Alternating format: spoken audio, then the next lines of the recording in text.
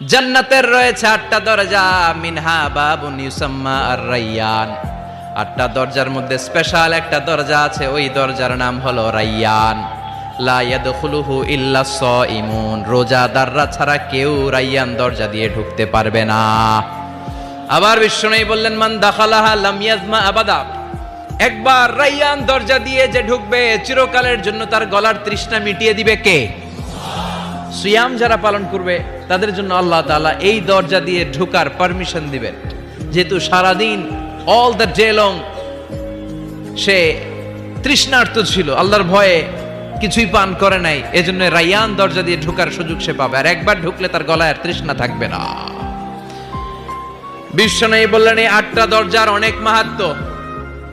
সাহাবাদেরকে নিয়ে জান্নাতের দরজার বর্ণনা দিয়ে বিশ্বনবী বললেন, তোমাদের মধ্যে এমন একজন সাহাবা আছে, জান্নাতের প্রতিটা দরজা ওই সাহাবাকে ডেকে ডেকে বলবে, আপনি আমার দরজা দিয়ে জান্নাতে ঢুকেন। প্রতিটা দরজা চাইবে সেজন্য ওই দরজা দিয়ে ঢুকে। সাহাবারা বললেন, ইয়া রাসূলুল্লাহ, ইয়া হাবিবাল্লাহ, কে সেই সাহাবী?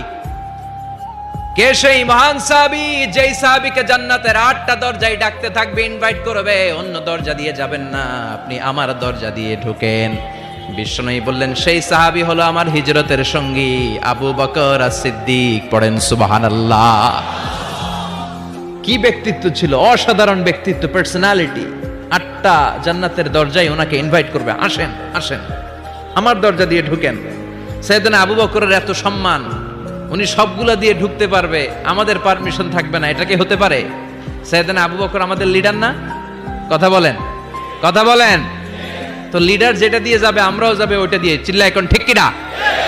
এজন্য বিশ্বনবী বললেন, শোনো শোনো, চিন্তার কারণ নাই, মন খারাপ করার কোনো বিষয় নয়।